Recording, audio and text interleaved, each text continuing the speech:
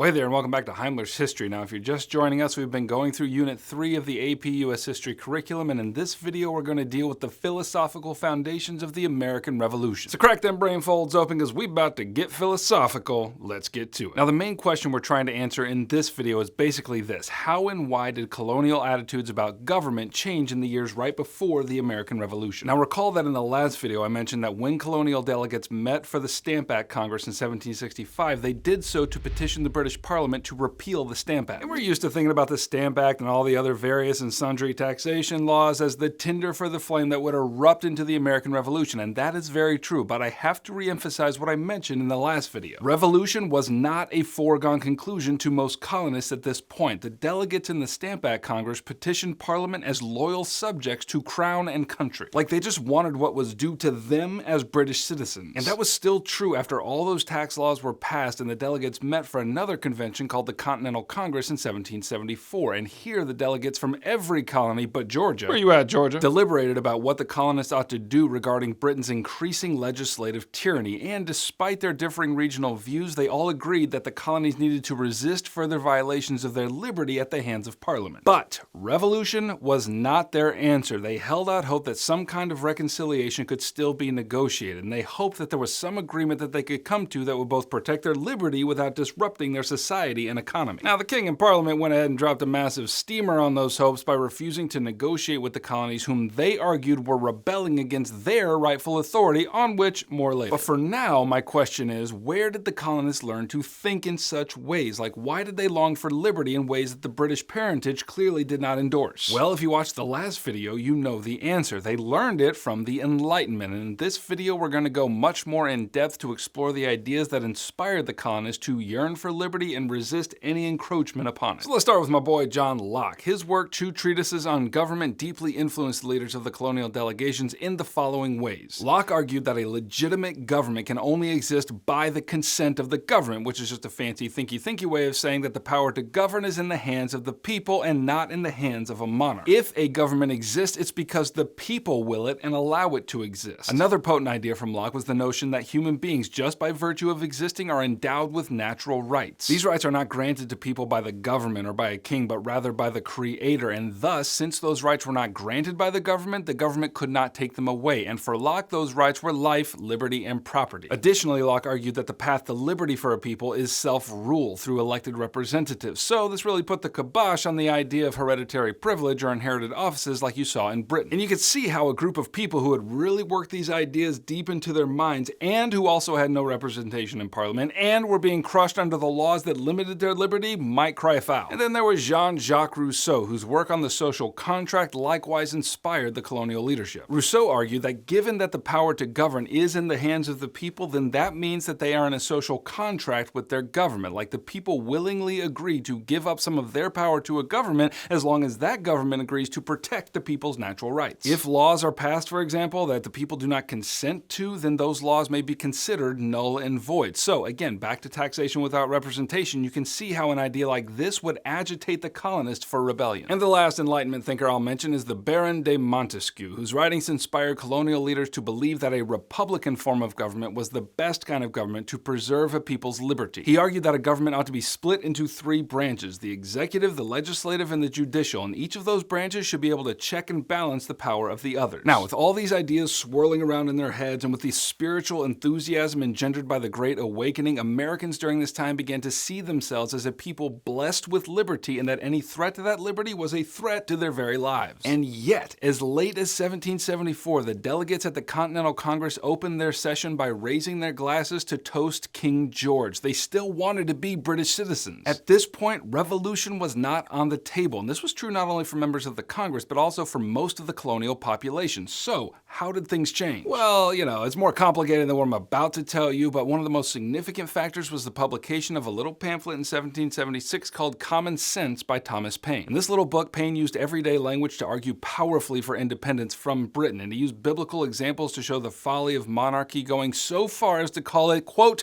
the most barefaced falsity ever imposed on mankind. Which is why I strive to be the most hairy-faced truthity ever imposed on mankind. Now, Common Sense was also shot through with Enlightenment thought, and this was a big deal because while the elite folks in the Continental Congress were reading Locke and Rousseau and Montesquieu, those writers' works did not filter down into the main population. Thomas Paine was able to adorn those ideas with fire that caught the minds of the colonists up into the blaze that had thus far only taken hold in the minds of the elite. And some of these elite folks like John Adams, who was deeply invested in Enlightenment thinking, thought Paine's work was too pedestrian, too simplistic in order to communicate the gravity of these weighty ideas. In fact, Adams's assessment of common sense was the following, and I quote, "What a poor, ignorant, malicious, crapulous mass." I don't even know what a crapulous mass is, but I love it. But Adams's assessment didn't really matter. Thomas Paine put language to the things that the colonists had felt but were not yet able to articulate. And this pamphlet sold like crazy. Soon everyone seemed to be reading this powerful argument that the only way forward was not as British citizens, but as independent Americans. And so with this new turn in colonial sentiment, the Second Continental Congress was in session in 1776 when a formal resolution for independence was put on the floor. Now it was Thomas Jefferson who was tasked with composing the Declaration of Independence, which was similarly shot through with Enlightenment ideas like natural rights and the social contract. Delegates moved to accept the Declaration on July 2nd, 1776, and then 2 days later on the 4th, it was made public. And that is going to get us into a revolutionary war with Britain, but that is going to have to wait till the next video. Alright, that's what you need to know about Unit 3, Topic 4 of the AP U.S. History curriculum. If you'd like to be more enlightened about these things, then it would be common sense for you to grab my review packet right here. It's got everything you need to get an A in your class and a 5 on your exam in May. And if by chance you didn't think this video was a poor, ignorant, crapulous mass, then go ahead and subscribe and I'll keep making them for you.